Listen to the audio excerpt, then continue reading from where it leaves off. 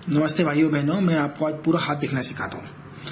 हस्तरेखा मैं 25 साल से देख रहा हूँ और मैंने 50 किताब पढ़ी, सैकड़ों लोगों से मिला हूँ और सब चीज़ों को समझा है, कई गुरुओं से सीखा है, कई लोगों से सीखा है। हाथ देखना एक बहुत बड़ा शास्त्र है, लेकिन मैं कोशिश करूंगा कि एक छोटे से वीडियो में आपको बहुत ज़रूरी चीज़ें जो आप जान सकें, जिससे आप अपना जीवन बेहतर तरीके से जी सके और आपको जीवन में डिसीजन लेने में मदद मिले और दूसरे जो लोग हैं उनको पहचानने में आपको मदद मिले, बुरे लोगों से आप बच सकें। तो किसी का भी हाथ देखना दूर से भी देखा जा सकता है और हमें समझ में आ जाएगा वो इंसान कैसा है। तो इसलिए मैं आपको ऐसी चीजें सिखाऊंगा जिससे आप सब कुछ समझ सकें। हाथ जब देखा जाता है तो बहुत सारी चीजें देखी जाती है। जब हम किसी हाथ को देखते हैं, पाम को देखते हैं, पाम रीडिंग करते हैं, तो बहुत सारी चीज देखी जाती है। उसका size as compare to body, उसकी साइज का शेप कि यहाँ से ये स्क्वायर है या ये छोटा है, ये बड़ा है। इन उंगलियों से इनकी लंबाई, यहाँ से यहाँ तक की लंबाई और यहाँ से यहाँ तक की लंबाई देखी जाती है। नॉर्मली उंगलियों की लंबाई इसकी इक्वल होती है तो बहुत अच्छा माना जाता है। ज्यादा छोटी होती है उंगलियों की लंबाई, टॉप उंगली की लंबाई, इससे तो अच्छा नहीं माना जाता। स्किन का कलर, स्किन की पतलापन, कितनी पतली स्किन है, मोटी स्किन है। मोटी स्किन वाले हार्ड वर्कर होते हैं और मजदूर से होते हैं, काम करना पड़ता है उनको। और जिनकी स्किन पतली होती है वो ज्यादा चमकदार होती है, व्हाइटिश होती है और बिल्कुल ट्रांसपेरेंट होती है, वो स्किन बहुत अच्छी मानी जाती है और वो बहुत विलासिता और लग्जरी और कंफर्ट में लाइफ जीते हैं। तो कलर अगर हाथ का रेड है तो वो थोड़ा इरिटेटिंग पर्सन होगा। अगर गुलाबी हाथ है तो गुलाबी कलर बहुत अच्छे स्वभाव का इंसान होता है। येलो कलर है या ब्लैक कलर है तो कोई ना कोई बीमारी है ब्लड की या और कोई प्रॉब्लम हो सकती है। हाथ में अंगूठे का बहुत बड़ा रोल है। अंगूठे का रोल बहुत बड़ा होता है। अंगूठे का साइज ये तर्क, लॉजिकल पावर बताती है, ये इच्छा शक्ति बताती है। अंगूठे का ओवरऑल लेंथ काफी इंपॉर्टेंट होता है। तो अंगूठे के बारे में तो पूरा एक वीडियो बनाना पड़ता है उसके लिए, ठीक है। आपको हाथ की पर्वत पता होना चाहिए, कौन कौन से पर्वत होते हैं हाथ में। यह पर्वत होता है गुरु पर्वत। ये उठा हुआ गद्दीदार अगर है तो आप गुरु पर्वत अच्छा है। गुरु पर्वत अच्छा होता है इंसान के अंदर अच्छे गुण होते हैं, धार्मिक गुण अच्छे होते हैं और उसके अंदर प्लानिंग अच्छी होती है। शनि पर्वत अगर अच्छा है तो उस गड्ढा अगर नहीं है, अगर यहाँ गड्ढा है तो पैसे टिकते नहीं है। अगर शनि पर्वत उठा हुआ है तो भौतिक संसाधन होते हैं और इस पर भाग्य रेखा है। ये जो रेखाएं शनि पर्वत पर आती है भाग्य रेखाएं होती है। तो हम जानते कहीं से भी रेखा यहाँ से आती है, यहाँ से आती है, यहाँ से आती है। ये सूर्य की उंगली है, ये सूर्य पर्वत कहा जाता है और ये सूर्य रेखाएं कही जाती है। आपको मेरे हाथ में सभी तरह की रेखाएं देखने को मिलेगी। और ये बुध की उंगली है और ये बुध पर्वत है जो दबा हुआ है और यहाँ बुध से संबंधित रेखाएं स्वास्थ्य रेखाएं होती है, ठीक है। और ये शुक्र पर्वत है, ये मंगल पर्वत है और ये चंद्र पर्वत है। चंद्र पर्वत भी इंपॉर्टेंट है। शुक्र पर्वत कला से रिलेटेड है, चंद्र मन से और मानसिकता से रिलेटेड है। तो इनके पर्वतों के बारे में पूरी डिटेल हम एक एक करके पढ़ेंगे जब रेखाओं के साथ में पढ़ेंगे तब। अभी हम देखते हैं कि सबसे महत्वपूर्ण रेखा होती है जीवन रेखा। जीवन रेखा का उद्गम कहां से हो रहा है? जीवन रेखा अगर ये मस्तिष्क रेखा होती है, बिल्कुल इसके साथ में उदय होती है, जैसे कि थोड़ी दूर तक मिली हुई है। इसका मतलब इंसान जीवन के शुरुआती दौर में अपने परिवार के साथ मेल जुल कर रहता है और उनके प्रभाव में रहता है, सुनता है। अगर ये रेखा यहां से मिलकर शुरू होती है, बहुत दूर तक मिली हुई रहती है, जैसे जीवन रेखा आपकी और मस्तिष्क रेखा यह रही, ये रही जीवन रेखा। अगर ये दोनों बहुत दूर तक मिली हुई है और यहां से फिर जीवन रेखा आगे बढ़ती है तो इसका मतलब इंसान के जीवन पर उसके खुद के मस्तिष्क का कम और दूसरे लोगों का बातों का ज्यादा प्रभाव होता है। और अगर जीवन रेखा यहाँ से उदय हुई और मस्तिष्क रेखा का ऊपर से उसको बिल्कुल छोड़ के यहाँ से उदय हुई, मतलब जीवन रेखा मस्तिष्क रेखा एक दूसरे अलग है, तो इंसान किसी की सुनता नहीं है, केवल अपने मन की चलाता है। और जैसे अगर मस्तिष्क रेखा यहाँ से उदय हुई जो गुरु के जस्ट नीचे है और जीवन रेखा से उसके बीच में डिफरेंस है, बिल्कुल डिफरेंस है, साथ में है ही नहीं, एक अलग और एक अलग निकल रही है, तो वो इंसान किसी की नहीं सुनता, अपने ही चलाता है, मतलब अपने ही मन के अनुसार कार्य करता है, ऐसा कहा जा सकता है। जीवन रेखा बहुत महत्वपूर्ण रेखा है। ये गहरी होना चाहिए और बिना टूटी होना चाहिए। जीवन के जिस दौर में टूटी हुई हो वहां पर कोई एक्सीडेंट, कोई बीमारी होती है। जीवन रेखा जितनी गहरी हो, जितनी पतली हो, जितनी सुंदर हो, स्वच्छ हो, जीवन उतना जीवन में ऊर्जा, जीने की ऊर्जा, जीने का मन और जीने की उमंग बना रहता है। साइड में अगर उसकी सपोर्टिव रेखाएं होती है तो इंसान बहुत ज्यादा ऊर्जावान होता है और उसके जीवन में बहुत ऊर्जा के साथ जीता है। ठीक है। जीवन रेखा में जो महत्वपूर्ण रेखाएं होती है, एक दो रेखाएं देखी। जीवन रेखा से अगर जीवन रेखा का उदय कुछ शाखाएं यूं निकल रही है और ऊपर जा रही है गुरु की तरफ, जैसा कि आप देख रहे हैं, तो ये जो रेखाएं ये महत्वाकांक्षाएं बताती है। ये जो रेखाएं महत्वाकांक्षाएं बताती है। जीवन में इंसान बहुत कुछ प्लानिंग करता है, बहुत महत्वाकांक्षाएं रखता है, कोई बड़ा बनने की कोशिश करता है, बड़ा कार्य करने की कोशिश करता है।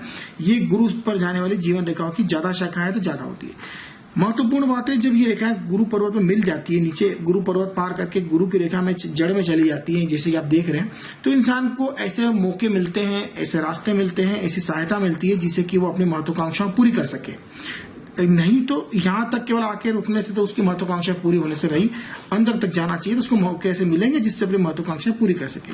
जितनी ज्यादा रेखाएं ऐसे निकलती उतनी ज्यादा महत्वाकांक्षाएं होती है।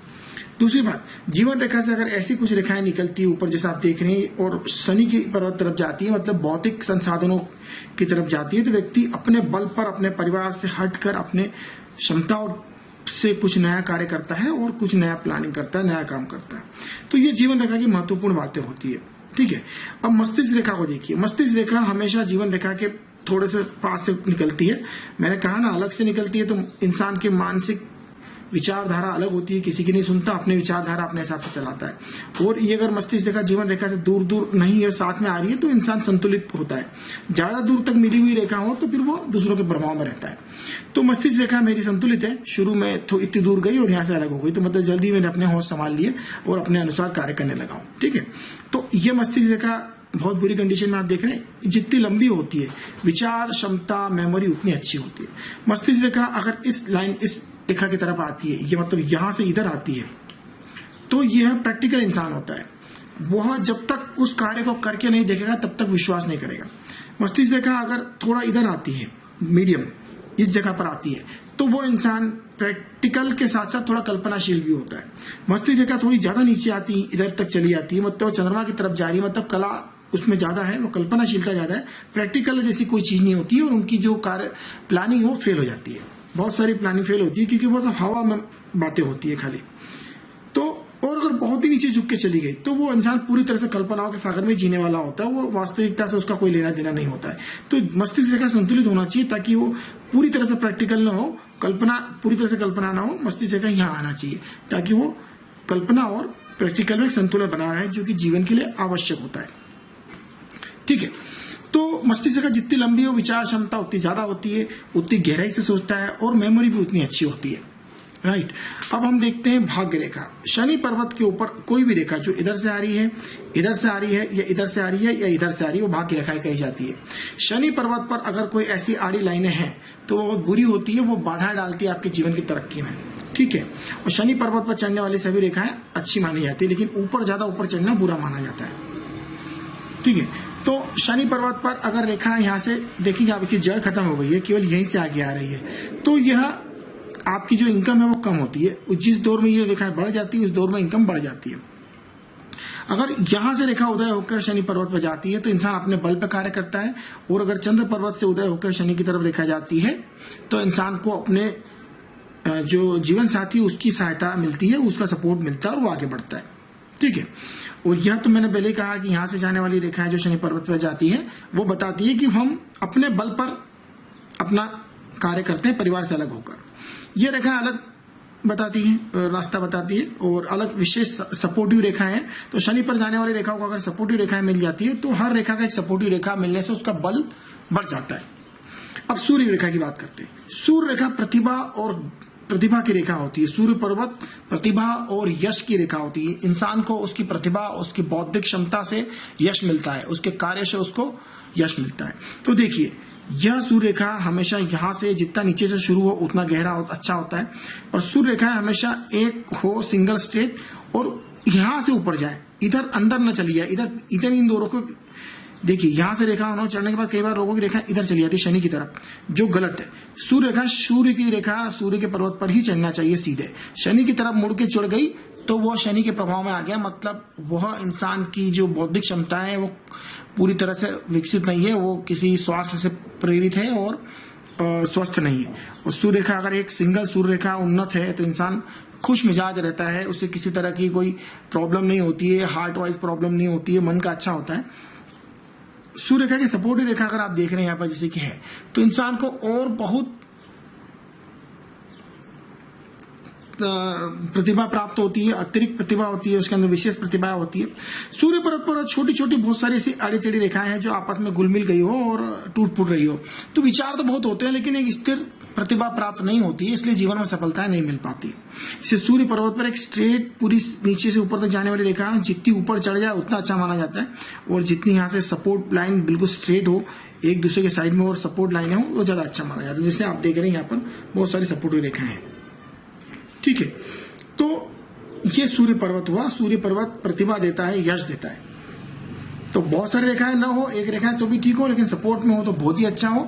और अगर छोटी छोटी आड़ी टेढ़ी रेखाएं हो एक दूसरे में मिक्स हो रही तो गलत है। सूर्य पर अगर इस तरह से क्रॉस हो तो लोग बोलते हैं बहुत ये होगा वो होगा, सब बेवकूफ बनाने वाली बातें। सूर्य और शनि पे जो क्रॉस है वो गलत माने जाते हैं, ये बाधा कारक होते हैं, ये नुकसान कारक होते हैं। सूर्य पर क्रॉस प्रतिभा का जो है कुंठित होना या प्रतिभा का मस्तिष्क का जो है मस्तिष्क पर चीजों का दुष्प्रभाव होना माना जाता है। तो विचारों का अस्थिर न होना और अनर्गलता की तरफ आगे बढ़ती है। तो ये नेगेटिव इफेक्ट आते रहते हैं जीवन में अपने आप और आते जाते रहते हैं। गुरु पर क्रॉस होना अच्छा माना जाता है। ठीक है, तो ये हमारी 3 मुख्य रेखाएं हो गई। अब मैं आपको बात करता हूं हृदय रेखा, जो कि बहुत महत्वपूर्ण है। हृदय रेखा में अगर शुरुआत यहां से होती 2-3 पार्ट में बटी हुई है तो इंसान दिल का अच्छा होता है, दिल की सारी बातें बता देता है, वाचाल होता है। हृदय रेखा अगर एक सिंगल गहरी है और इधर जाके यहां से इधर जाती है या इधर जाती है या इधर जाती है और रुक जाती है या फिर यहीं रुक जाती है। हृदय रेखा होना चाहिए स्ट्रेट, और यहां तक अगर शनि के नीचे आके रुक गई तो वह इंसान पूरी तरह से हृदयहीन होता है, वो स्वार्थी होता है, बेईमान होता है। और अगर यह रेखा गुरु की तरफ चली गई और वहां पर 2 फोक हो गए तो वो बहुत ही अच्छा, बहुत ही विचारशील और बहुत ही दयावान इंसान होता है। और अगर ये रेखा इधर गुरु के और शनि के बीच में चली गई तो वो इंसान एक बहुत संतुलन बना के रखता है। अगर आदर्शवाद और प्रैक्टिकल में संतुलन बना के रखता है। कई बार होता है ना कि हम बहुत आदर्शवादी हो जाते हैं, चीजें उतनी हो नहीं पाती है। तो ये रेखा इधर जाए और अलग अलग शाखाएं हो जाए तो बहुमुखी हृदय होता है, मतलब हृदय बड़ा विशाल होता है और हर तरह की बातें उसमें होती है। आदर्शवाद भी होता है, जरूरत पड़ने पर वो अपना स्वार्थ भी पूरा कर लेता है और दूसरों की मदद करने के लिए भी आगे आता है, उदार भी होता है, ये सब चीजें होती है। तो हृदय रेखा ऐसी होना चाहिए। हृदय रेखा में अगर आपने देखा ना, कई लोग रिश्ते बनाते हैं और 4 दिन में टूट जाते हैं, थोड़े दिन बनाते हैं और सामने वाला बदल जाता है। ऐसा क्यों होता है मैं बताता हूँ। जब हृदय रेखा ऐसे शुरू होती है और गिचमिच होती है यहाँ पर ऐसी, तो उसका हृदय स्थिर नहीं होता, उसके मन के विचार स्थिर नहीं होता, आज क्या कल क्या कुछ पता नहीं है। तो हृदय रेखा स्ट्रेट होकर पूरी सपोर्ट में, देखिए दूरही हृदय रेखा है साथ में मेरे, दूरही हृदय रेखा तो बहुत कम हाथों में देखने को मिलती है, बहुत ही सैकड़ों में से किसी एक के हाथ में देखने को मिलती है। एक सिंगल हृदय रेखा हो और स्ट्रेट हो बिना कटी पीटी, वो बहुत अच्छी मानी जाती है। छोटी मोटी कटपट चलो ठीक है, लेकिन यहीं से एक चेन की तरह गिचमिच हो रही है तो वो इंसान के जो स्वभाव है थोड़ी देर में बदल जाता है, छोटी रेखा कट जाती है और आज आपके साथ है कल किसी और के साथ चला जाता है। तो ये हृदय की, विचारों की, उसकी भावनाओं की अस्थिरता बताती है। ठीक है, तो ये मुख्य रेखाएं हैं। इसके अलावा बहुत सारी चीजें होती है, जैसे मणिबंध होते हैं। मणिबंध इंसान के टूटे फूटे मणिबंध जब भी होते हैं, टूटे फूटे मणिबंध कहा जाता है रेखाओं को। ये स्ट्रेट होना, पूरे चेन एक जैसी होना चाहिए, 3 या 4। जिनके 3-4 मणिबंध पूरे हो वो बहुत अच्छे माने जाते हैं। पूरा सुख साधन संपन्नता होती है उनके पास, चाहे उनके पास और कुछ ना हो, वो सुखी जीवन जीते हैं। लेकिन अगर टूटे फूटे मणिबंध हो, जैसे किचर पिचर हो, बुरी रेखाएं ना हो, जैसे कि मेरे हाथ में देख रहे हैं, तो बहुत मेहनत करना पड़ती है, बहुत स्ट्रगल करना पड़ता है, बहुत परिश्रम के बाद चीजें मिलती है। तो जीवन पूरी तरह से आपका लगा रहता है और आप लगे रहते हैं और जीवन में कई बार बहुत सारी चीजें नहीं प्राप्त करते। तो ठीक है, जो भी ईश्वर ने दिया उसको स्वीकार करते हुए आगे बढ़ना चाहिए। जीवन रेखा पर इस तरह से आने वाले कट, ये जीवन में बहुत गहरी बाधाएं बताते हैं। मस्तिष्क रेखा से इधर नीचे निकलने वाली रेखाएं इंसान को भय बताती है। वो कुछ नया करने में भयभीत रहता है, डरता है, कुछ बड़ा करने में डरता है और उसके कार्य उसको हमेशा कुछ न कुछ किसी चीज का शंका कुशंका बनी रहती है। तो इस तरह से अगर ये रेखाएं होती तो उसको काफी दिक्कतें देती है। लेकिन ये सब प्रभाव अच्छे देवी देवताओं के आशीर्वाद से दूर हो जाते हैं। यहां पर एक क्रॉस होता है जिससे देखने हृदय रेखा और मस्तिष्क रेखा और भाग्य रेखा दोनों को काटने वाली ये जो रेखा होती है वो आपके दोनों को तरक्की को बाधित करती है, मानसिक रूप से भी परेशान करती है, मानसिक रूप से भी परेशान करती है। तो इस तरह से रेखाएं होती है। हाँ, अब एक और महत्वपूर्ण, जैसे अगर आप चंद्र पर्वत पर ऐसी आड़ी रेखाएं देखते हैं तो यह इंसान को मानसिक तौर पे चिड़चिड़ा और अस्थिर, आप कह सकते हैं कि डिप्रेशन, और इन सब के मरीजों में ये होती है। ठीक है, ज्यादा नहीं होना चाहिए। तो ये बहुत सारे रेखा देखने के बहुत सारे तरीके होते हैं, ये सब रेखाएं भी गिनी जाती है। और तो अगर आपको अपना जीवन को और अच्छे से सुधारना है, इन सब चीजों को ठीक करना है, तो एस्ट्रोलॉजिकली और इन सब चीजों से हमसे जुड़ जाइए, मैं आपको सारी चीजें बता दूंगा। ठीक है, तो कोई बड़ी बात नहीं, आपने जो कुछ सीखा उसमें आप क्वेश्चन कर सकते हैं। Thank you very much.